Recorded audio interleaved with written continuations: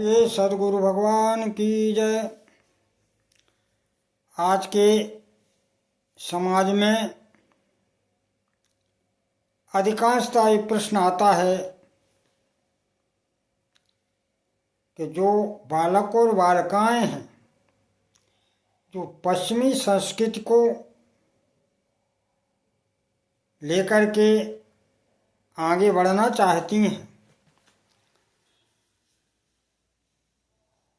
वो कहती हैं कि हम माता पिता की सेवा करेंगे तो आगे कैसे बढ़ पाएंगे, अपने बच्चों की उन्नति कैसे कर पाएंगे। भला वो माता पिता की सेवा नहीं करना चाहती। ये हमारी भारतीय संस्कृति का दुर्भाग्य है, क्योंकि हमारे शास्त्रों में माता पिता की सेवा भौतिक उन्नति क्या लौकिक उन्नति भी माता पिता की सेवा से हो जाती है और हुई है। चैतन्य महाप्रभु तो अपनी माता से ये कहते थे कि अरे मैया, मेरी चमड़ी की यदि जूती बन जाए और तुम्हारे श्री चरणों में वो आ जाए, हम पहना सकें, तो मैया हम सत्य कहते हैं, फिर भी हम तुम्हारे ऋण से ऋण नहीं हो पाएंगे। क्यों नहीं हो पाएंगे? इसलिए कि जिस माता ने 9 माह हमें गर्भ में धारण किया, जन्म के समय अपार कष्ट सहा, हमें सूखे में सुलाया, गीले में स्वयं सोई, हमारे सुख दुख का ध्यान रखा, हमें दूध पिला करके बड़ा किया, हमारे समस्त सुखों के लिए अपने सुखों का बलिदान किया। ऐसी माता की सेवा करने का आज जब अवसर आया और यदि बालक मुख मोड़ दे तो इससे बड़ा दुर्भाग्य और क्या है उसके जीवन का। भले ही लोग उन्नत की बात कहते रहें, लेकिन माता पिता की सेवा से तो भौतिक उन्नति क्या, पारलौकिक भी उन्नति हो जाती है। कोई निश्चित मानो कि यदि ऐसे समय पर बच्चा यदि विमुख होता है अपने माता पिता की सेवा से, तो वो कभी आगे बढ़ नहीं पाएगा। बढ़ भी जाएगा तो आत्मिक सुख नहीं मिलेगा, आत्मिक शांति नहीं पाएगा।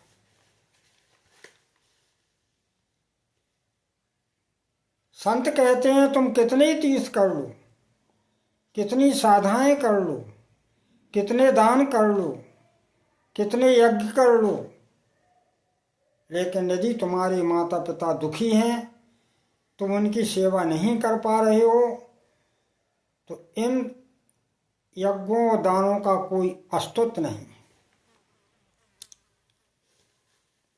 क्योंकि भगवान का जो स्वरूप है वो माता पिता में ही देखो। जब पाषाण की मूर्ति में हम वेद मंत्रों के द्वारा प्राण प्रतिष्ठा करके उनमें भगवान का स्वरूप देखते हैं और भगवान को प्रकट भी कर लेते हैं, तो साक्षात माता पिता के इस देह में परमात्मा को देख के उन्हें प्रकट क्यों नहीं किया जा सकता। अतः उनकी सेवा करो। भगवान शंकराचार्य जी तो भगवत नाम का आश्रय लेते थे और अपनी माता की सेवा करते थे, और सेवा करते हुए उन्होंने भगवान की प्राप्ति की थी। वृंदावन में एक संत हुए हैं, शायद उनका नाम है रामकृष्ण बाबा, जो ब्रज के मुकुटमणि हैं। जब वो वृंदावन आए तो मैया ने कहा हमें भी ले चलो, तो बोले नहीं माता, तुम्हें ले जाएंगे तो भजन में विघ्न पड़ेगा और माता की उपेक्षा कर दी। परिणाम ये हुआ कि वो भजन नहीं कर सके, उनका मन नहीं लगा, उनकी साधना नहीं चल पाई। समझ में आया तब वो ससम्मान माँ को लेके अपने पास रखा और फिर उनकी अनवरत साधना पूर्ण हुई। तो माता पिता की सेवा जीवन में परम शांति देती है, पारलौकिक प्रगति भी करती है, अध्यात्मवाद की ऊंचाई पर भी चढ़ाती है और संसार में प्रतिष्ठा दिलाती है। यहाँ तक कहा जाता है कि यदि माता पिता अनुकूल हैं फिर उनकी सेवा कर रहे तो कोई बात ही नहीं, लेकिन प्रतिकूल परिस्थिति यदि उनकी है, वो तुमसे प्रतिकूल वातावरण रखते हैं या उनकी संपत्ति तुम्हें नहीं मिल पाई है, ऐसी अवस्था में भी यदि तुम माता पिता की सेवा करते हो तो तुम जगत से बहुत आगे हो।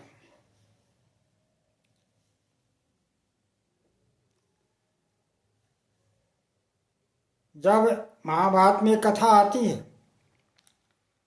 कि जब यक्ष ने महाराज धर्मराज जी से पूछा कि पृथ्वी से महान कौन है, तो धर्मराज जी ने कहा माता जी। दूसरा प्रश्न पूछा आकाश से बड़ा कौन है, तो धर्मराज जी ने कहा पिताजी। तो माता पिता का जो स्वरूप है वो पृथ्वी और आकाश से भी बड़ा शास्त्रों में बताया गया है। यही कारण था कि जब प्रथम पूज्य की बात आई और पृथ्वी की परिक्रमा करते हुए जो पहले आएगा उसको प्रथम देवताओं का पूज्य बनाया जाएगा, तो गणेश जी विचार करने लगे कि हम तो चूहा हैं, चूहा हमारा वाहन है, भला हम कैसे पृथ्वी की परिक्रमा करके पहले आ पाएंगे। तो उन्होंने इसी मंत्र को लेके भगवत नाम का आशा लेते हुए, राम नाम का स्मरण करते हुए अपने माता पिता की परिक्रमा कर ली और वस्तुतः सारी पृथ्वी की परिक्रमा हो गई। और देव समाज में उनको अग्रणी पूजा जाने लगा, इसलिए हम गणेश जी का पूजन करते हैं। माता पिता की देखो तो शास्त्रों में कितनी महिमा भरी पड़ी है। इसलिए हमें अपने जीवन में उनकी सार संभाल करना चाहिए। भले ही तुम उनको पैसा दे दो, नौकर रख दो, लेकिन उससे उनको आत्मसंतुष्टि नहीं है। आत्मसंतुष्टि तो भी मिलेगी जब उनकी हाथ पैर से सेवा करो। आज उनको सेवा की जरूरत है और बच्चा यदि आत्मिकता से अपने माता पिता की सेवा करता है तो उन्हें भी आनंद की अनुभूति होती है और जम के उनके आनंद से जो हृदय से सही आशीर्वाद निकलता है वो बच्चे के जीवन के भविष्य का मुकुटमणि होता है। याद रखो, ऐसी चूक कभी करने देना कि सेवा से वंचित हो जाओ, नहीं तो जीवन भर प्रायश्चित करना पड़ेगा और फिर आगे की स्थिति क्या बने तो प्रभु जाने। क्योंकि माता पिता के आशीर्वाद से सब कुछ हो सकता है।